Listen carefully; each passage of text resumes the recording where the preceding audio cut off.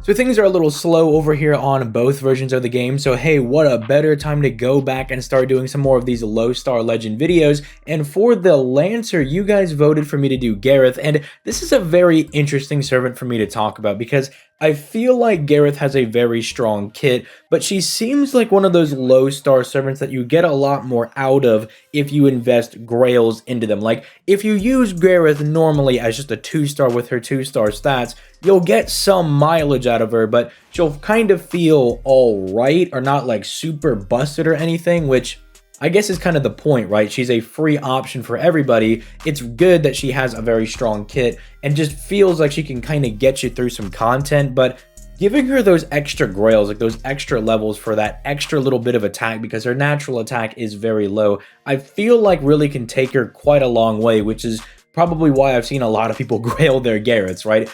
It's the same logic of why people grail someone like Kojiro or Ku. They're very strong servants with like a really good kit, but their lower stats might hold them back a little bit and you get a lot of mileage out of them when you level them up. So do keep that in mind, because I was kind of fiddling around with the gameplay on this one. I kind of just wanted to experiment with some things. Predominantly, I was like really curious, like you'll see in the background, by just like fiddling around with the quick card to see how much NP gain I could get back with it. But yeah, I think Gareth can definitely still look strong if you don't grail her, but she is one of those low rarity servants that you do get a lot out of because her kit is very, very strong. Now, before we actually begin, if you have not already, make sure you leave a like on the video and make sure you subscribe to the channel for that sweet, sweet daily FGO content, because even if FGO is in a drought, I'm gonna find something to throw out there for you guys. Because look, if Lasengle's not going to give us any content, someone's got to keep the entertainment flowing through the game so the game doesn't die, and you know what? I'm just that guy. Also, if you want to see me play FGO live, I usually do that every weekday at around 6 p.m. Eastern Standard Time. I say every weekday, but I usually miss one day out of the week because I either like am out of town, or I'm not feeling super hot, or the other day like I just couldn't sleep, and so I ended up going to bed around like 6 p.m. because I was up for like 38 hours because I just was laying in bed all night. So usually like one day out of the weekday, I will probably miss a stream, but I'm trying to keep it consistent, but just something always seems to crop up and I can never get that perfect 5 days in a row, but I'm working for it. Someday I'll get it. But with all that being said, let's go ahead and just start jumping into Gareth's kit, starting off with her hits. And this is why I was kind of playing around with the quick cards. You'll see right here. She has a traditional Lancer deck, meaning she's got double buster cards and double quick cards. Now, the double buster is very nice because that allows her to buster Brave Chain with her NP, which can give her a lot of damage on those chains. But the quick cards are actually kind of nice because she's got 0.71% NP gain, 4 hits on those bad boys, and a passive 8% buff from her writing skill to buff up her quick performance, meaning the NP gain of those quick cards are raised even higher. And I kind of found that if you're able to crit on those quick cards, you can get a decent bit of NP gain back. You can also drop a decent bit of stars because she's got 12.1% star gen, but I wouldn't underestimate using Gareth's quick cards to try to use them as a metric for getting her NP back, because obviously if you can crit on the arts card, 3-hit arts card with 0.71% NP gain, you're going to refund a decent bit back off of that. But don't count those quick cards out, which is why you'll see me kind of experimenting with Ruler Scotty in the background, because Ruler Scotty functions as kind of like a quick and buster hybrid support with like her buster crit damage, refunding stars every single turn, but also giving a lot of buffs for quick cards. So I found it to be kind of an interesting way to keep stars in rotation, which Gareth does run because she wants to do crits. But then it's also kind of nice in helping her get her NP as long as you're maintaining getting crits on those quick cards. So don't toss them out just yet. I actually think it's kind of interesting. It's very Okita Alter-esque, where you want to be clicking the buster cards for damage, obviously, but you also want to be clicking those quick cards for the additional stars and the NP gain you get from said quick card. So I think it's interesting, but aside from that, let's start getting into some of her actual skills, because the skills pay the bills. Now, I am just going to go ahead and look at her buffed first skill. She gets this when Lost Belt 6 comes out, so I don't really see there really being a need to just look at like this first skill and it's like, well, it's just the guts, right? And being like, well, that's it, dust my hands off, let's talk about the next skill, because Lost Belt 6 should be anywhere from like a month or 2 away to like 3-4 months away. Like, it is just relatively right around the corner, so might as well just talk about it with the buff.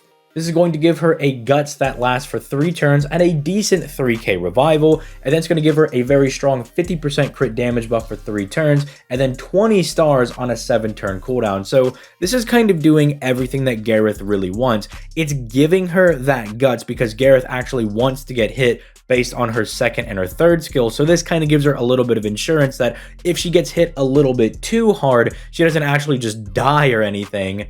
And then the crit damage and the stars are very nice because the stars can get her started right away on turn 1. You click the skill, you automatically have access to stars. Her natural star weight isn't the craziest as a Lancer, but it's not the worst thing ever, right? It's not absolutely terrible, so she can kind of fight for stars a little bit, and then get some bite on those crits with that 50% crit damage buff. That's the same crit damage buff that Waver is going to give her. So if you need some context for how good that actually is, it's going to give a lot of bite to those crit cards. And it's just helping her out a lot. If you're an NA player and you just have the Guts buff, that's all you got right now, this is definitely a massive upgrade for Gareth because it lets her do damage outside of her NP.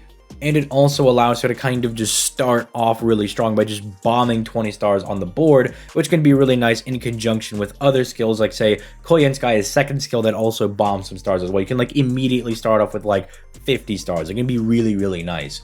Moving over to her second skill, this is just rather solid as a skill. I wish this was like a 30% battery, but 20% is still nice. Just getting any additional NP recovery is always going to be very, very nice on your DPS servants. It's just going to be very nice in a pinch where you need that little bit of extra NP in conjunction with, say, like your Merlin, your Waver, your Koyenskaya, someone along those lines to be able to fire your NP, because Gareth, you want to be able to fire your NP at very specific times because of the second buff here. Every time she gets attacked, she's going to give herself a 20% attack buff for one attack that lasts for 5 turns, and ideally, you want your Gareth to get attacked like 3 times, store up 3 of these buffs and get like a 60% attack buff and actually do some decent damage. Because despite her being a free NP5, keep in mind she is a 2-star, so her stats are already really low and her natural attack is really low on top of that. So she really wants to get some of these attack buffs to allow her crits to start getting a lot of bite to them and to allow her NP to start doing some really decent damage.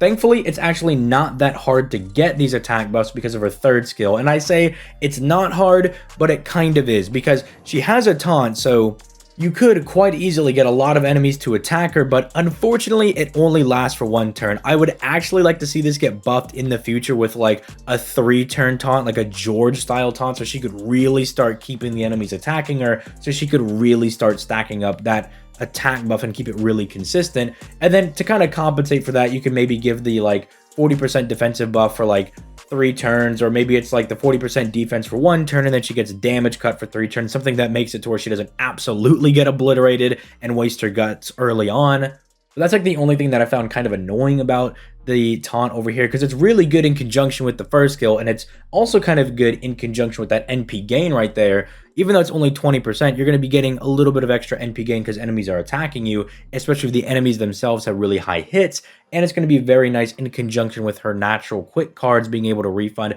a decent bit of NP, or on a turn where you have an arts crit, it could be very nice for just being able to refund a lot of your NP. But just minor annoyance that I really wish this lasted maybe like even just 2 turns, because you're really relying on this to get people to consistently attack Gareth, unless you have something like Guda Guda Poster Girl, which is like really, really insane because it gives you massive attack and it also gives you a 3-turn taunt. That could be really good on Gareth if you do happen to have it.